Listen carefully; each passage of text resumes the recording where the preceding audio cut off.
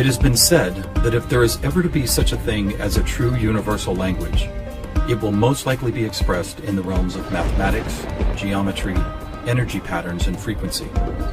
Could it be that this language, or at least the foundation of it, already exists here on Earth? Is it possible that over the course of thousands of years, we have been somehow guided in the process of creating this new form of communication? And if so, what type of information will be conveyed through it that could not be expressed any other way? In the search for answers, we must be prepared to trek through both time and space, to open our eyes and minds wide enough to notice compelling coincidences, and to stand back far enough to see if the building blocks of some kind of mathematical, spatial, frequency-based language emerge. But before we begin our journey, we will pause here in the present day to notice some of the ways that we measure and tabulate the world around us. This is an important step, for how we count and measure things can be as revealing as why we count them. First, we will take a look at the way we measure time. For all practical purposes, the smallest unit is 1 second, and we all know it takes 60 seconds to make a minute, and then 60 of these minutes to make an hour. This hour, of course, is the unit by which we divide our days, and these days become months, years, decades, centuries, and so on. Speaking of 60, let's take a moment to notice that all geometry, whether it is 2 or 3 dimensional, is also derived from base 60 mathematics that provide the foundation for a 360-degree circle, which in turn provides us with all the angles and formulas for creating virtually every shape known to humankind. Now let's look at how many cultures from all over the world have chosen to count and group things. Right away, we see that we have been attracted to the number 12. 12 eggs in a dozen, 12 months in a year, 12 inches in a foot, 12 signs of the zodiac. Strangely, whether it's tallying disciples or mythical gods, the number 12 appears often in the telling of our greatest stories about ourselves. And what about distance? Your local town might be measured in meters or other units, but when we talk about measuring our planet, the standards we all use revert back to base 60 units of miles, minutes, or geometrical degrees. Are you noticing the pattern here? We seem to be encountering a lot of 12s and 60s. Are they related? And if so, how? To answer that piece of the puzzle, we must travel roughly 5,000 years back in time to visit the ancient Sumerian culture of Mesopotamia, for here is where our 1260-based math comes from. This counting system, which was invented by the same people who produced the world's first written language, involved counting the knuckles of the 4 long fingers on one hand and then multiplying them by all 5 digits on the other hand. If you do this, you will get a maximum number of 12 knuckles times 5 fingers, which of course totals 60. How these cosmic jumps in language and mathematics occurred so suddenly is open to debate, but it is interesting to note that the ancient Sumerians themselves wrote about being given this information by sky god visitors they called the Anunnaki. Who and what the Anunnaki were is a hotly contested subject, but one thing that cannot be denied is the fact that over 5,000 years ago, a mathematical system was born that incredibly still serves us today. So now that we have our various units of measurement, all based on the Sumerian 1260 counting system, let's jump forward to a few pivotal moments in history and see what other numbers, patterns, and synchronicities appear. In the 6th century BC, on the Greek island of Samos, the famed mathematician Pythagoras led a school of thought that married philosophy, mathematics, music, and of course geometry. And while Pythagoras did not discover advanced geometry, he did apply it in new ways, especially to music. For instance, he noticed that when a tauten string was plucked, it would create a tone. And when that string was divided in half, it would make the same tone, only twice as high in pitch. Pythagoras then came up with numerical ratios based on harmonic fifths, and this led to the creation of the musical scale found at the root of most modern music. It is important to note that according to Pythagoras, all musical notes were found by using mathematics, and as such were given number values according to their placement in a kind of master grid. For instance, by using fifths beginning from note number 1, he was eventually guided to note 27. And to find the same note twice as high in pitch, he simply kept doubling it to 54, 108, 216, 432, and so on up the scale. If you've ever heard of Pythagorean tuning, you know that the number 432 is quite important. To Pythagoras himself, it probably wouldn't have stood out more than any other in his numerical grid. But in our quest to find a universal language based on mathematics and frequency, this particular note represents a significant piece of coincidental evidence. You see, many ancient musical instruments, from Tibetan bowls to Native American flutes, happen to produce the same tone, a tone that vibrates at 432 cycles per second. That's compelling, but even more intriguing is the fact that Pythagoras was not calculating vibration cycles to find tone 432. It just happens to be the same number. What's more, for decades, most modern musical instruments were also tuned to this same fourth octave A, with a value of 432 cycles. How could this be? Who chose this particular note as the keystone for instrument tuning, and more importantly, why? Here is where a deeper mystery begins to emerge, and to explore it we will need to go back to Pythagoras' other passion, geometry. It is not an exaggeration to say that to Pythagoras and his disciples, geometry and math held a key to the nature of all life everywhere, and maybe it does. Let's look at the first four geometric shapes, the circle, triangle, square, and pentagon. In each of them are angles of degrees that, when added together, always total a specific number relative to that particular shape. For instance, if we take a triangle, the sum total of all three interior angles is always 180. For both the square and circle it is 360. For a pentagon it is 540. Now at this moment, let's step back and look at these numbers in a different way, as there seems to be something about them that reaches beyond a simple sum of angles. Did you notice that they happen to be in the same numerical neighborhood as tone 432? What's more, they all add up to 9, just like 432. As an experiment, let's take a look at the numbers found in basic geometric shapes, then apply those numbers as vibration cycles to hear the tones they produce.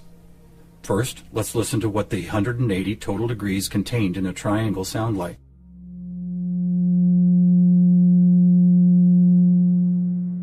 And here's a squares and circles 360 in cycles per second.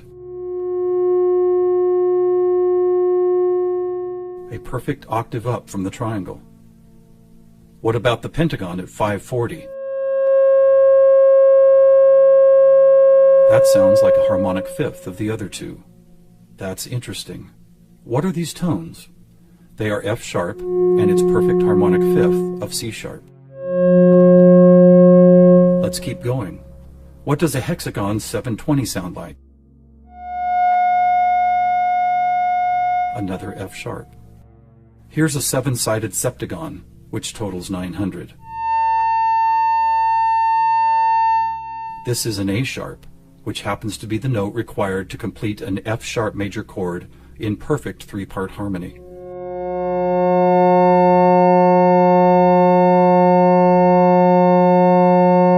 And finally the octagon, where we get 1080, another C sharp. Suddenly, geometry is expressed by tones, and these tones just happen to create the most beautiful form of music, a perfect three-part major chord in the key of F sharp.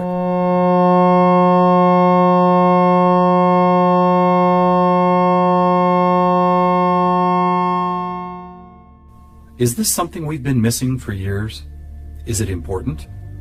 To the famous philosopher and mathematician Plato, the answer would have been a resounding yes, for it is Plato who advanced the study of two-dimensional geometry into three-dimensional geometry, and who began to recognize that nature, whether expressed as a tone, the petal design of a flower, or the spiraling design of a seashell, seemed to follow a 3D mathematical pattern.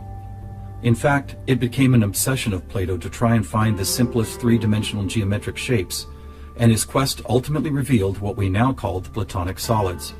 In essence, these forms represent the most elemental construction blocks found both in human-made and natural forms. So let's see if and how they fit into our geometry tone grid. First, there is the tetrahedron, or a three-sided pyramid comprised of four interlocking triangles. As we did before, let's add up all the angles found in those four triangles. The answer, 720, which we have already seen is the tone F sharp.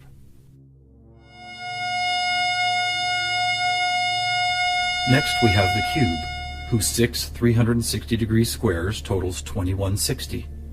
What does it sound like?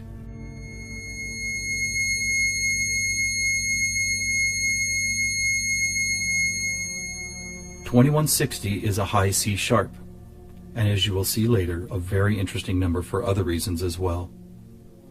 Next up is the octahedron. Constructed of 8 triangles, this shape totals 1440, which is another perfect F sharp higher up the scale. The icosahedron is made up of 20 triangles, so the total number of degrees is 3600. As a tone, 3600 vibration cycles create the A sharp needed to complete yet another F sharp major chord that sounds like this.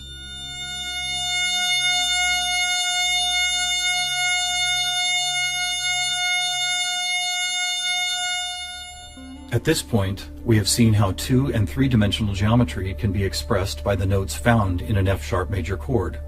Could this also be true with what is known as sacred geometry? To find out, we will first need to build a design called the germ of life, which, when repeated, goes on to reveal the seed of life, then flower of life pattern found at sacred sites all over the world. First, we start with a circle at 360 degrees, which is the familiar F sharp. We then add our second circle, bringing the total to 720, another F sharp. 3 circles totals 1080, which provides the harmonic fifth of C sharp. 4 circles is 1440, another F sharp. 5 circles totals 1800, or the A sharp needed to once again provide the harmonic third of an F sharp major chord. And finally the 6th circle, which brings the total to 2160, another C sharp. Amazing! It's as if we can now both see and hear the flower of life pattern that has intrigued humankind for thousands of years. So now we have 2-dimensional geometry, 3-dimensional geometry, and even sacred geometry being represented by different variations of an F sharp major chord. How is this not common knowledge? How have we missed this connection? There are actually 3 explanations.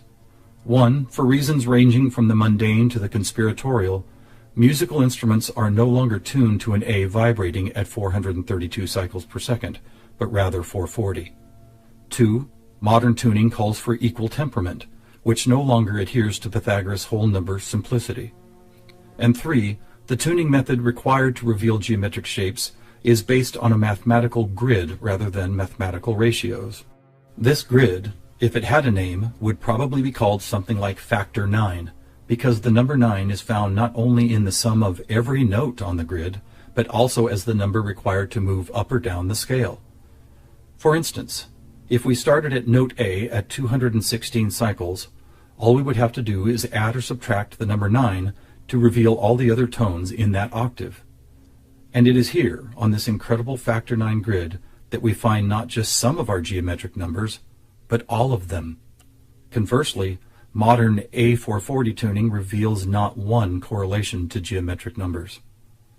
Now let's go back for a moment and take a look at one of these numbers, 2160, the number expressed by both the cube and the germ of life pattern.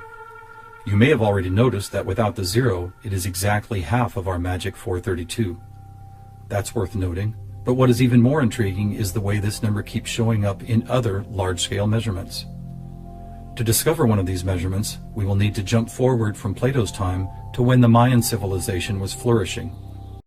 Roughly 1500 years ago, Mayan stargazers were the most accomplished astronomers the world had ever known. Their concept of cyclical time led to many incredible discoveries: the accurate length of a year, the exact dates of seasonal changes, even the moments when solar and lunar eclipses would occur. But their most amazing discovery was of something known as the precession of the equinox, which makes note of a very slow wobble of Earth's axis.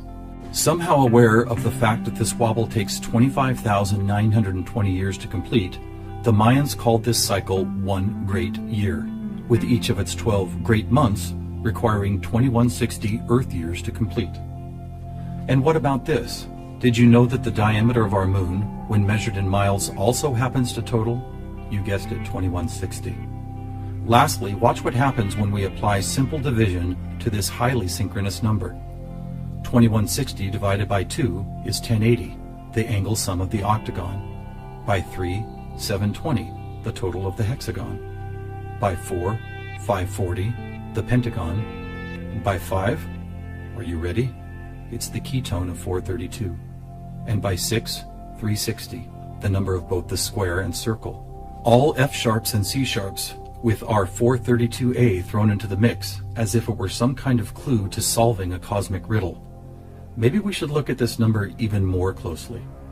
As we've stated, our closest celestial neighbor, the Moon, is 2160 miles across, and 216 is exactly half of 432. What about the other large object in our sky? Were you aware that our Sun is 864,000 miles across? Incredibly, where the Moon's base number sequence is half of 432, the Sun's number sequence is exactly twice 432. And do you know how many seconds there are in a day? 86,400, or 43,200 for the 12 hours of day, and 43,200 for the 12 hours of night. Or try this. Take the 360 degrees found in the circular shape of our Sun and Moon, and then multiply it by the 12 hours of either day or night. The answer? 4320. Or how about this?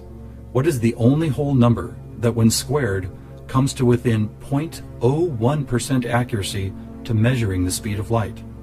432. What is going on here? We have all these different things: Earth cycles, time and celestial measurements, geometry, sonic frequency, yet they are all represented by the same numbers over and over again. To answer that, we must search for the factor common to all of them, and that common factor is the 5,000-year-old Sumerian 1260 counting system. It is what gave us the inches to a foot, the seconds to a minute, and the 360 degrees in geometry. It's almost as if the sky god visitors, who the Sumerians called the Anunnaki, provided humanity with a counting system that would lead to the discovery of these synchronicities. Could it be that the number 432 really is some kind of cosmic key that unlocks a language of higher understanding? And if so, have these sky visitors ever been back to make sure we don't miss the importance of the 432 matrix? One possible answer can be found in the story of a man named George Van Tassel, a respected aeronautical engineer who believed he was contacted by extraterrestrial beings in the early 1950s. During this encounter, Van Tassel said he was provided with a mathematical formula that could be used for everything from time travel to sound frequency healing, and which he used to build the world-famous Integratron near Joshua Tree, California. What is this formula? It is F equals 1 over T, or frequency equals one particular something divided by the number of time. Well, what if that one something was the biggest one on our planet, the one great year of 25,920 discovered by the Mayans? And what if the number for time was the most logical choice of 60? Suddenly, this mysterious equation is expressed as frequency equals 25,920 divided by 60. Are you ready for the answer? It's 432. Not only the frequency that instruments all of the world have been tuned to for thousands of years, but also the number that reveals the synchronistic nature of life on this planet. Noticing all these coincidences revealed by the 432 matrix and the Sumerian counting system, we must wonder if other ancient cultures were aware of them as well. Just scratching the surface, it would seem that they were. For example, let's take the Sumerian 12 and square it for a total of 144. Right off, we see that it is indeed a number and tone contained within our factor 9 grid. Expanding outward, we find 1440, then 144,000, which is a number that appears all over the world in the most compelling of ways. Take, for instance, the Great Pyramid of Giza. It happens to have been covered with 144,000 smooth white casing stones. To ancient Mayans, 144,000 days was the length of their 394-year back tune, a time cycle which has just begun again. In the Bible, we read that there will be 144,000 chosen ones redeemed from the earth prior to the apocalypse. Obviously, number sequences like these have been significant to many different cultures and religious sects, and to one enigmatic group in particular, the Freemasons. Were the earliest Masons, the supposed keepers of sacred information, also aware of the factor 9 grid, the 432 key, and the number 144,000? Their infatuation with the numbers 3 and 13 might be telling. For instance, if you divide 144,000 by 432, the answer is 333.3 into infinity. Or take a look at the back of a dollar bill. that famous unfinished pyramid could be revealing some interesting clues. For instance, there are 13 steps climbing the pyramid, and 13 times 33.3 is 432.9. Even the shape of the flat-topped pyramid appears to be made as if someone had drawn 4 dots in a line, then 3 above it, then 2 above that, and then connected those dots to reveal this iconic shape. And of course, let's not forget that the square root of our all-important factor 9 grid is 3 threes. Who else knew about 432? The answer is surprising. In India, large cycles of time are called Kali Yugas, and each one is 432,000 years long. In fact, the number 432 appears so often in sacred structures and myths, from Stonehenge to the pyramids, that author Joseph Campbell could not help but see it as the most important mythological number in history. So what do we have here? What is it that's trying to be expressed by all of these coincidences? One answer is that over the course of history, we have been somehow guided toward both the subconscious creation and eventual conscious recognition of a grand pattern based on frequency, mathematics, time, space, and geometry. Quite possibly, these synchronistic numbers, shapes, and tones represent the building blocks of a language that we do not yet fully understand, but could turn out to be the most important language we will ever learn. How will we use it? Who will we be conversing with? Time will tell. Thousands of years ago, from locations all over the globe, various prophets, shamans, and seers described an era when humanity would make some kind of cosmic leap into a next level of consciousness. Here, at the dawning of the age of Aquarius and the start of a new Mayan Baktun cycle, maybe it's happening.